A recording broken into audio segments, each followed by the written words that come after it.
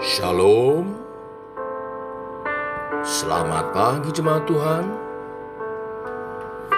Berjumpa kembali dalam Doa Pagi Online. Tuhan penebusku, besar mulia kasih-Mu, Kau korbankan hidup-Mu, curahkan darah-Mu sebagai ganti dosaku. Kau berikan harapan di dalam kesesakan. Agunglah perbuatan-Mu, Yesus Tuhan penebusku. Karena kasih-Mu yang selamatkanku, menyucikan dan menebus hidupku. Ku naikkan syukur buat pengorbanan-Mu, Maha mulia dan terindah Kau, Yesus.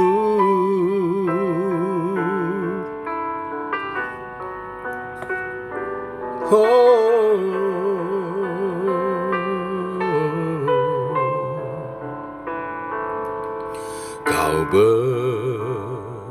berikan harapan di dalam kesesakan. Agunglah perbuatan-Mu, Yesus Tuhan penebusku. Karena kasih-Mu yang selamatkanku, menyucikan dan menebus hidupku. Ku naikkan syukur buat pengorbanan-Mu, Maha mulia dan terindah karena kasih-Mu yang selamatkanku, menyucikan dan menebus hidupku. Ku naikkan syukur buat pengorbanan-Mu, Maha mulia dan terindah Kau, Yesus.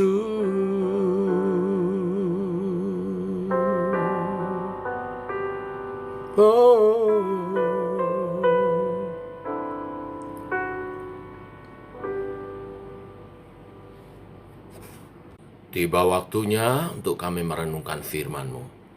Firman-Mu adalah suluh dan terang bagi jalan kami. Terangi jalan kami sepanjang hari ini, melangkah dalam rancangan-Mu. Dalam nama Tuhan Yesus Kristus. Amin. Bapak Ibu, kita lanjutkan renungan firman pagi hari ini.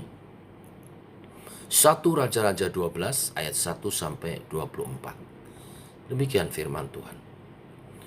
Kemudian Rehabeam pergi ke Sikem, sebab seluruh Israel telah datang ke Sikem untuk menobatkan dia menjadi raja. Segera sesudah hal itu kedengaran kepada Yerobeam bin Nebat. Pada waktu itu dia masih ada di Mesir, sebab ia melarikan diri ke sana dari hadapan Raja Salomo. Maka kembalilah ia dari Mesir. Orang menyuruh memanggil dia. Lalu datanglah Yerobeam dengan segenap jemaah Israel dan berkata kepada Rehabeam, "Ayahmu telah memberatkan tanggungan kami. Maka sekarang ringankanlah pekerjaan yang sukar yang dibebankan ayahmu dan tanggungan yang berat yang dipikulkannya kepada kami, supaya kami menjadi hamba-Mu. Tetapi ia menjawab mereka, pergilah sampai lusa, kemudian kembalilah kepadaku. Lalu pergilah rakyat itu. Sesudah itu Rehabeam meminta nasihat dari para tua-tua yang selama hidup Salomo mendampingi Salomo ayahnya. Katanya, apakah nasihatmu untuk menjawab rakyat itu? Mereka berkata, jika hari ini engkau mau menjadi hamba rakyat, mau mengabdi kepada mereka dan menjawab mereka dengan kata-kata yang baik, maka mereka menjadi hamba-hambamu sepanjang waktu. Tetapi ia mengabaikan nasihat yang diberikan para tua itu. Lalu ia meminta nasihat kepada orang-orang muda yang sebaya dengan dia dan yang mendampinginya. Katanya kepada mereka, apakah nasihatmu supaya kita dapat menjawab rakyat yang mengatakan kepadaku, ringankanlah tanggungan yang dipikulkan kepada kami oleh ayahmu? Lalu orang-orang muda yang sebaya dengan dia itu berkata, beginilah harus kau katakan kepada rakyat yang telah berkata kepadamu, ayahmu telah memberatkan tanggungan kami, tetapi engkau ini berilah keringanan kepada kami. Beginilah harus kau katakan kepada mereka, kelingkingku lebih besar daripada pinggang ayahku. Maka sekarang ayahku telah membebankan kepadamu tanggungan yang berat, tetapi aku akan menambah tanggungan kamu. Ayahku telah menghajar kamu dengan cambuk, tetapi aku akan menghajar kamu dengan cambuk yang berduri besi. Pada hari lusanya datanglah Yerobeam dengan segenap rakyat kepada Rehabeam, seperti yang dikatakan raja. Kembalilah kepadaku pada hari lusa. Raja menjawab rakyat itu dengan keras. Ia telah mengabaikan nasihat yang diberikan para tua-tua kepadanya. Ia mengatakan kepada mereka menurut nasihat orang-orang muda, ayahku telah memberatkan tanggungan kamu, tetapi aku akan menambah tanggunganmu itu. Ayahku telah menghajar kamu dengan cambuk, tetapi aku akan menghajar kamu dengan cambuk yang berduri besi. Jadi raja tidak mendengar permintaan rakyat, sebab hal itu merupakan perubahan yang disebabkan Tuhan, supaya Tuhan menepati firman yang diucapkannya dengan perantaraan Ahia, orang Silo, kepada Yerobeam bin Nebat. Setelah seluruh Israel melihat bahwa raja tidak mendengarkan permintaan mereka, maka rakyat menjawab raja, bagian apakah kita dapat daripada Daud? Kita tidak memperoleh warisan dari anak Isai itu. Ke kemahmu, hai orang Israel, uruslah sekarang rumahmu sendiri, hai Daud. Maka pergilah orang Israel ke kemahnya.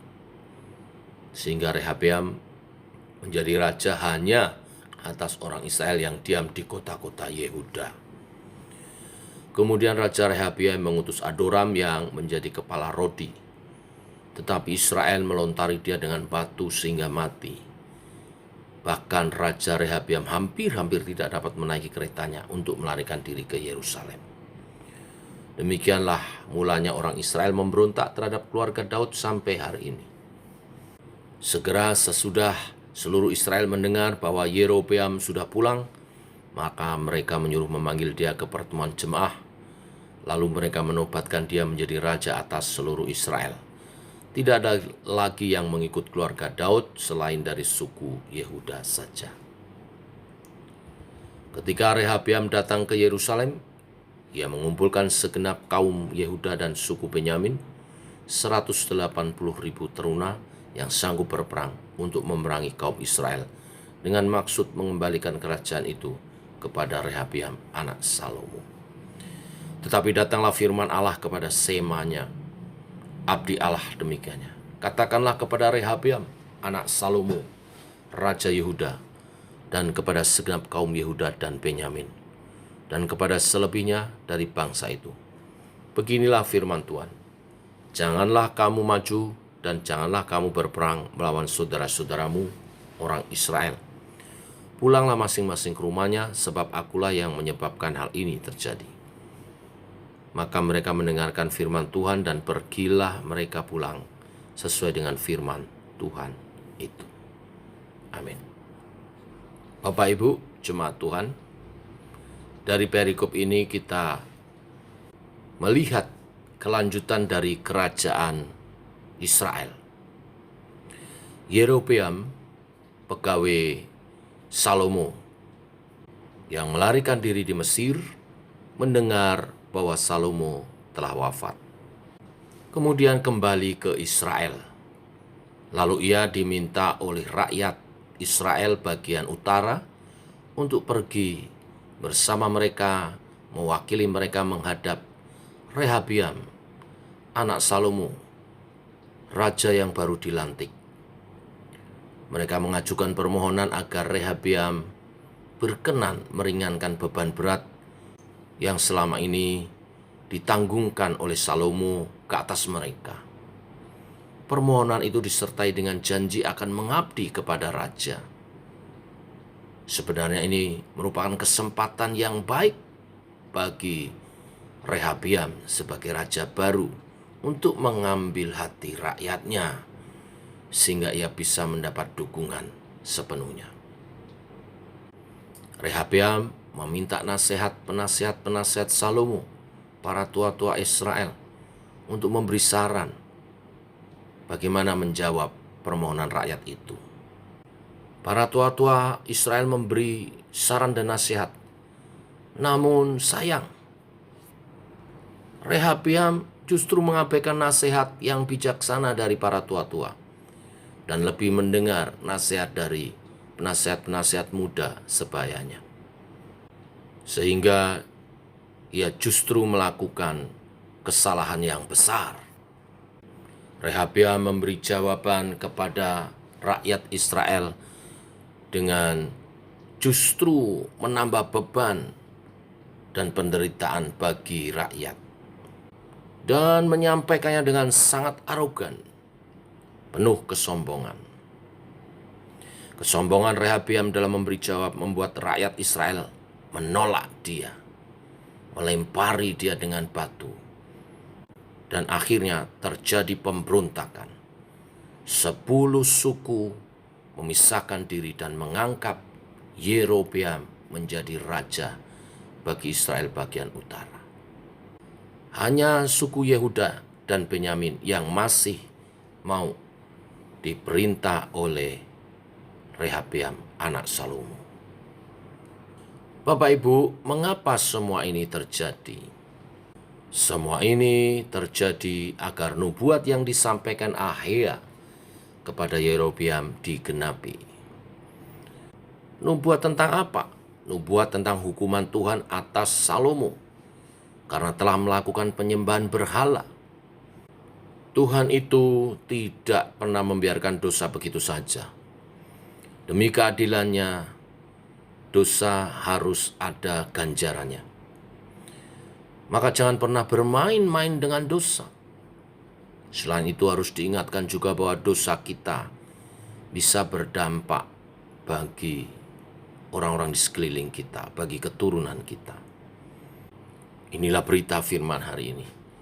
Kita mesti berhati-hati dalam kita mengikut Tuhan. Harus mengerti kehendak Tuhan, menjauhi dosa, dan hidup berkenan kepadanya. Karena dosa sekecil apapun membawa dampak bagi kita, juga orang-orang di sekitar kita. Tapi syukur kepada Tuhan, Tuhan telah menebus segala dosa kita.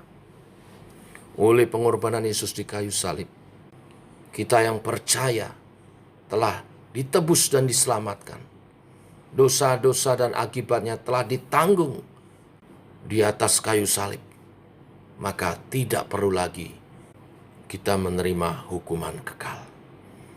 Tetapi Bapak Ibu jemaat Tuhan, bukan berarti kita bebas berbuat dosa. Tetap Bapak Ibu, dosa membawa akibat. Mungkin sebagai orang percaya, kita telah ditebus dari hukuman kekal. Tetapi setiap dosa yang kita lakukan ada dampaknya selama kita masih hidup.